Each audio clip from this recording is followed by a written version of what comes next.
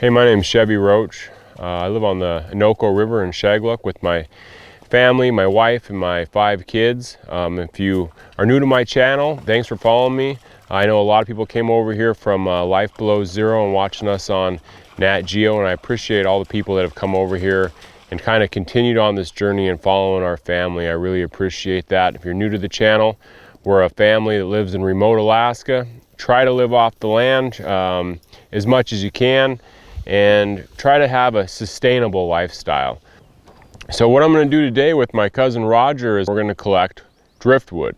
And driftwood are usually spruce trees, are always spruce trees that have fallen over, died, got kicked around on the river for years, and we're picking them up.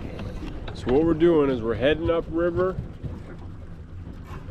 cutting stumps off of driftwood, that fine, tying them up, then we go to the very top and start putting them back together and building the raft. But first thing, we got to find the wood, then we got to cut the stumps off the wood, tie it up again and again and again and again and again and again.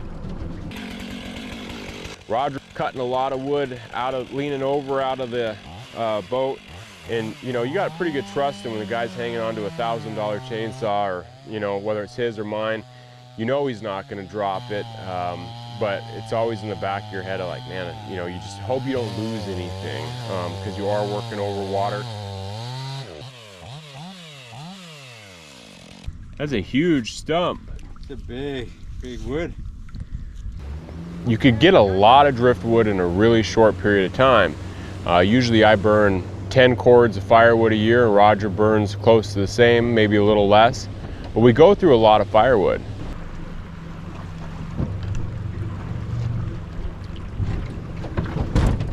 A beauty. What to be careful of is when you got that big stump on there, that big stump's on there, and the log's coming out, and as you're sawing through there, if that stump floats, you just don't want to pinch your saw in there, because if you get it pinched in there, it's really hard to be able to get it out. I'm trying to pinch my blade. Little wedgie. Uh-huh. Heavy on this.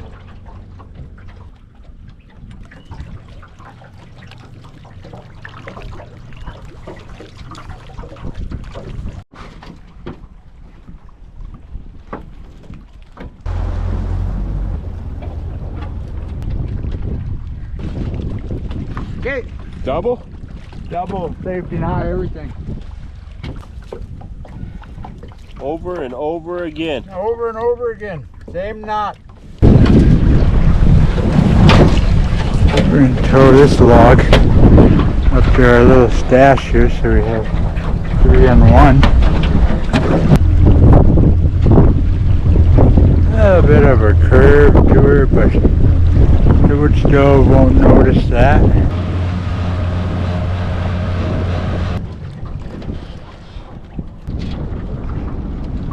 Little stack of logs. We'll just keep heading upriver. Head upriver and get some more. Keep on doing that. Stumping. Putting little miniature rafts together, getting little individual ones. Just keep on going and doing this. Keep on doing, cutting, tying them off, cutting them, tying them off. Keep on going.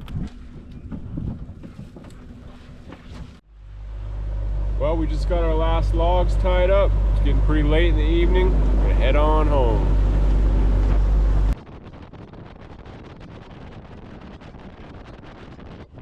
Cut all the stumps off of all that wood. We got her coming down river about 20 miles or so.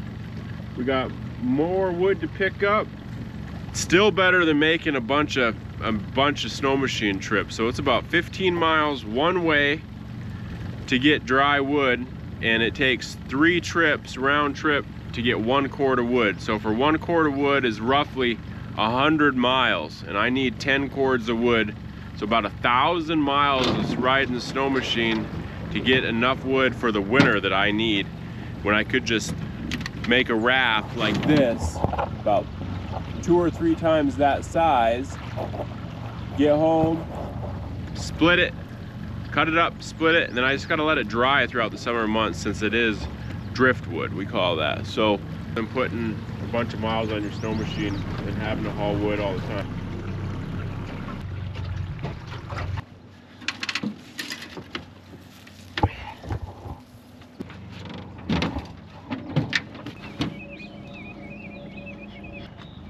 Go ahead and run across that. Run across? Run across. I'll hold it tight.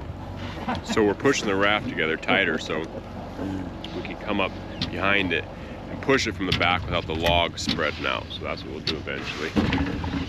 Easier to control it. And then we got to pick up one over there, and we got a few more pickups downriver, but we're getting close to having our raft fully put together. We'll grab that one, eh? Yeah, right there.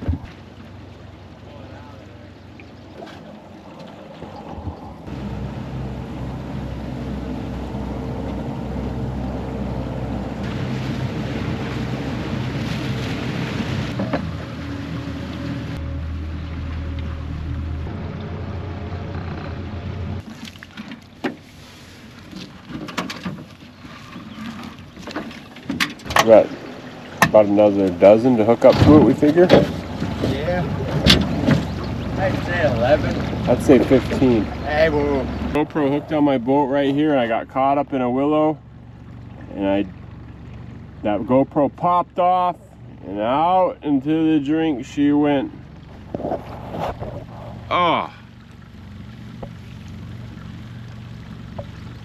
brutal. Down a GoPro is what it is. Crying isn't gonna fix anything.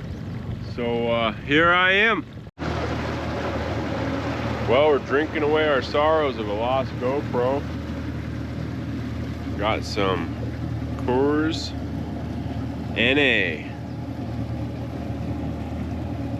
Partying.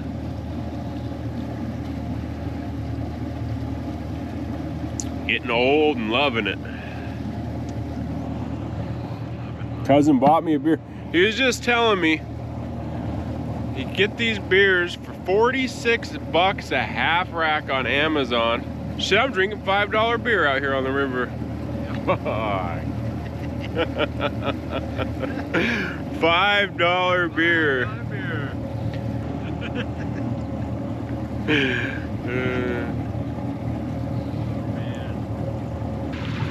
Creeping on home. Shortcut. I can really start talking a lot when he's drinking. Oh man. All sorts of stories. Trail here, trail there, trail everywhere. Stage 5 wolves right through that timber line right there. We've been pulling our raft here probably 3 hours. Had a long stretch where there was no wood. We were just getting to one piece of wood here that we got to grab, and then we have to grab 2 small rafts. We'll have it all put together and be cooking on the way home. Slow go. Hook up to the back again, eh? Yep, all of our logs are hooked up. Straighten it out. Push it the rest of the way home. There's all sorts of little tricks of the trade that we've gotten better at, and that he's taught me a lot about. I didn't grow up on the river, he did, and he's taught me a lot about maneuvering boats, and just, you're not going to outpower the river. You're not going to outpower that log, but you could use the current to manipulate where you're going and how you're pushing stuff. And that's the beauty of it. That's the art of it.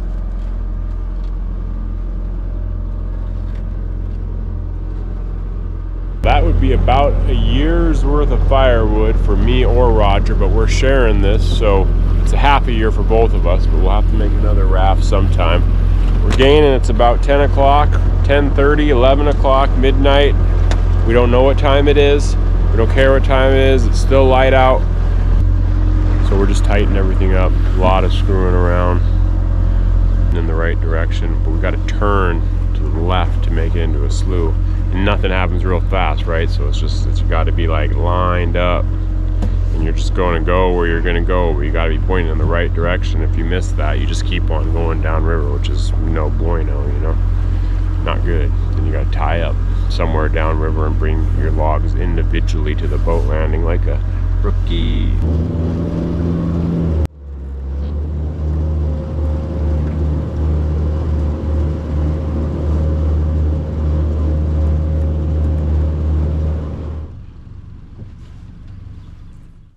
Well, brought in that raft last night, got in at about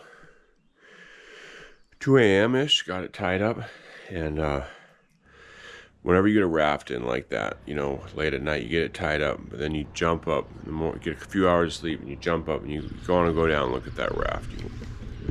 Everything looks good. Time to start pulling it out of the water.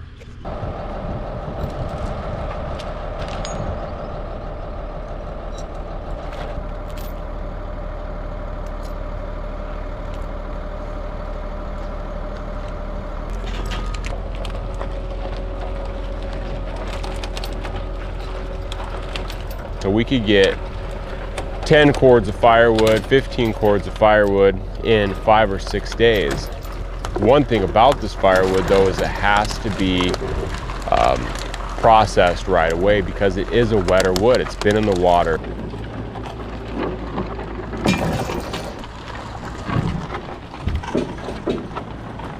You could get some wood that is dry and some wood that's a lot wetter, but you have to be able to process it. Processing it means bucking it up, cutting it with the chainsaw into 24-inch to 30-inch lengths, and then splitting it with the log splitter, stacking it under a dry place that has airflow through it to where that wood has the ability to dry. All day cut. Just about got it all bucked up. Roger's dad came and gave us a hand. Roger Sr. running an extra saw really helped us out. Well, that was a good day of bucking wood, working hard. Time to get some rest and hit it again tomorrow.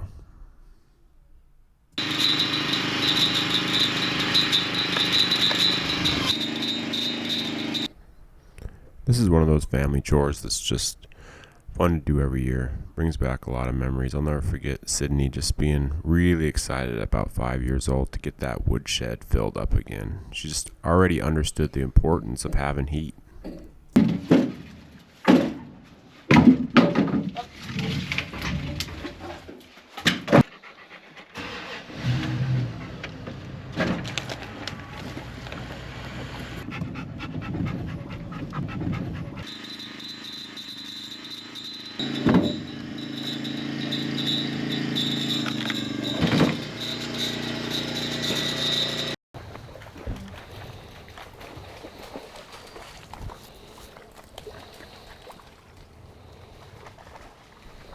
Well, that's one big chore done. Glad to have it done. Being ready for winter is a great feeling to have that woodshed fill. Stay tuned as we fish, hunt, gather on the Innoko River. More to come.